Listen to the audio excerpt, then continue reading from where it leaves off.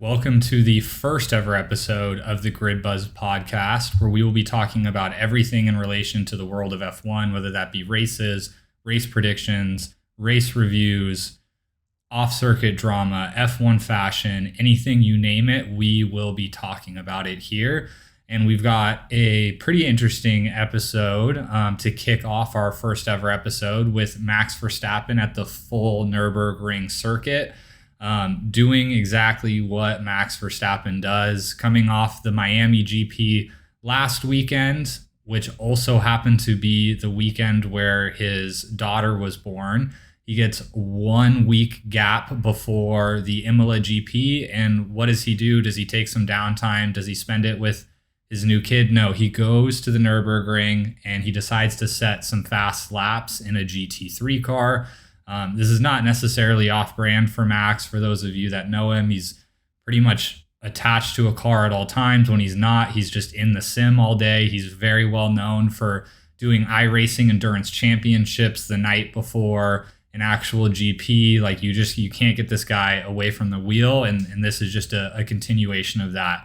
But he does go out and he sets some pretty blinding laps, which we will watch some clips of in a second. Maybe he is the best of all time. I mean, this is a pretty interesting thing. We'll walk through some stats here and kind of what happened this weekend. I think even if maybe he's not the best of all time, we'll go through that argument. I do think that he is probably the most dominant of all time at his peak, just based on a number of different things. So with that, we will kick off some of his lap.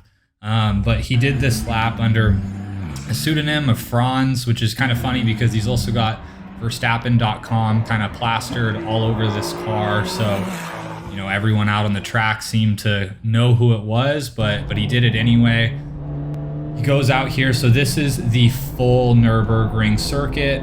This is not the production circuit, meaning it's a bit longer, and it's the same circuit that's used for the actual endurance championships. It's almost twice as long as the production circuit, but as you can see, the absolute blinding pace he's got through here. He's just leaving cars absolutely in the dust through the S's.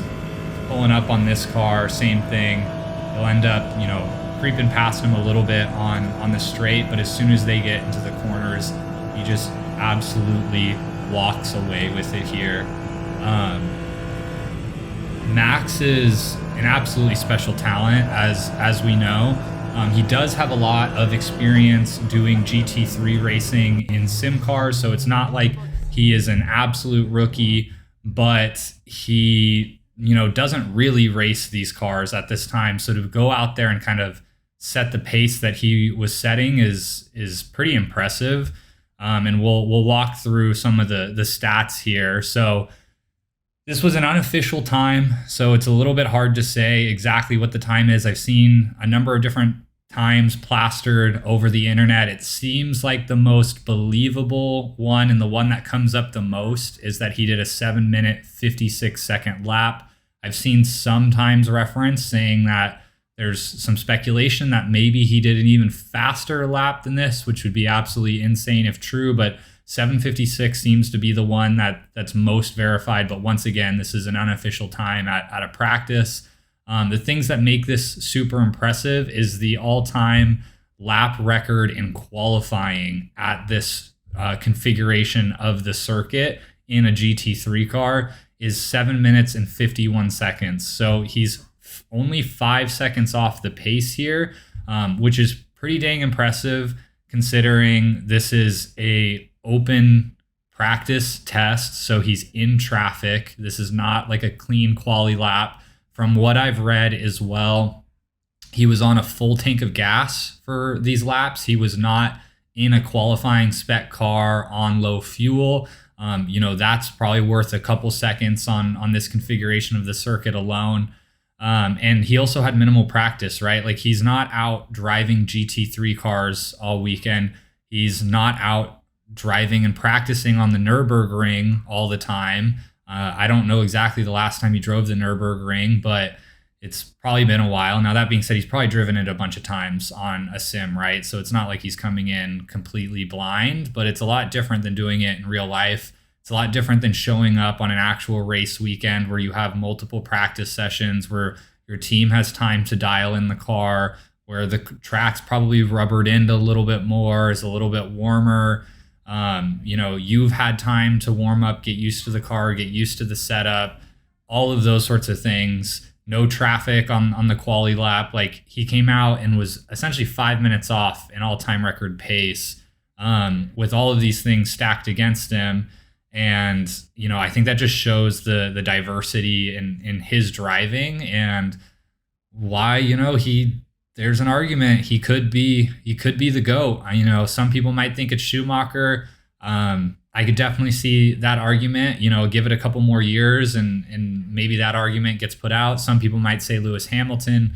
I personally don't think Lewis Hamilton is the greatest of all time. I think he's one of the greatest of all time. And from a statistics perspective, he is the greatest in a number of ways. But, I think that car and the dominance that car had at Mercedes for so long really kind of propelled him into a lot of the spots that he's been in, where you look at drivers like Senna, like Schumacher, like Max, like they've won even when they don't have the best car. And not that Lewis has never done that, but I don't think he's done it with the same level of consistency. And so really, I think it comes down to like a Max Schumacher debate. Schumacher's career was a lot longer, so had a lot more time to kind of stack things up. But at minimum, I don't know, I'm going to go out and say that Max is, even if you're not going to say he's the best of all time yet, I think there's a pretty strong argument that he is the most dominant of all time at his peak.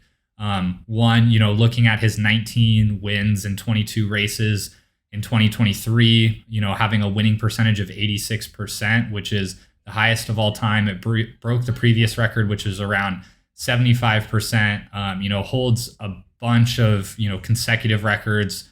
Most wins in a season, 19. Most podiums in a season, 21. Most consecutive wins, 10. And most consecutive pole positions as well at 8. He's tied with Senna there. He's also the youngest F1 driver to ever start. As many people know, the classic rule that was set after Max came that, you couldn't have a 17-year-old driver. That was really made after Max's debut. It gave Kimi Antonelli some trouble as they were trying to get him some testing time last season. Mercedes had to work through that dynamic a little bit. He's also the youngest driver to ever win a Grand Prix, having done so at 18 years old, 200 and something days there. Now, Kimi technically still has time to potentially break that record. I don't think he's quite reached the age that Max was when he did that. Kimi coming off of that sprint pole was pretty impressive, but I also don't really see him, breaking that record with how dominant McLaren has been this year. And you can also see Kimi's rookiness come out a little bit on the race starts. He set some blinding fast quali times, but on the race starts and when he actually gets into traffic, you can kind of see the experience of other drivers, overcoming his talent at this time, which, not to say anything against him, absolute, legendary talent there.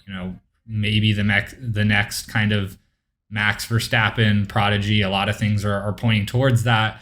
But I do think Max will probably hold out on that record. Other than that, a lot of drivers are kind of a little bit one-dimensional in their sport. And, Max is the top of the game in Formula One and, probably any sort of open wheel or, Formula style cars. He's also proving here that he can just hop in a GT3 car and set blinding fast times with odds stacked against him. I'd love to see what happens if this was a real race weekend with real prep on real qualifying setup and all of those sorts of things. And then you've also got him in sim racing, and he's widely renowned as one of the top sim racers in the world, which most professional drivers are pretty good in the sim, obviously, but there really isn't any others that I'm aware of that compete and win at the level that Max does in sim racing. Because while there is a lot of similarities, there is a number of differences between, racing in real life and racing on the sim. And you don't see many drivers who cross over and are able to be like top in the world across, both specializations. And Max has shown that he's been able to do that. So I don't know, like, I think the GOAT argument is there.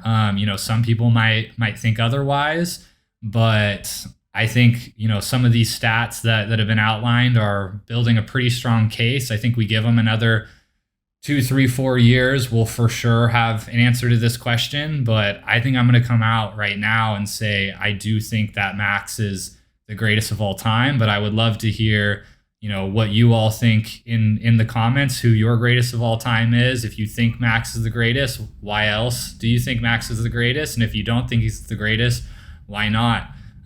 But we will continue to have these kind of debates and episodes. So I appreciate you giving this a listen. If you enjoyed it, please give it a follow. I'm just kicking off this. I'm hoping to put out multiple episodes a week on a range of different topics. Like I said, about the GPs, predictions, driver ratings, race reviews, just general kind of F1 world news that happens outside the races, F1 fashion, anything that you can think of that has to do with the Formula One world. I want to have, one of the most encompassing podcasts that spans across everything related to F1. So expect multiple new episodes a week. Subscribe, and I appreciate you stopping in.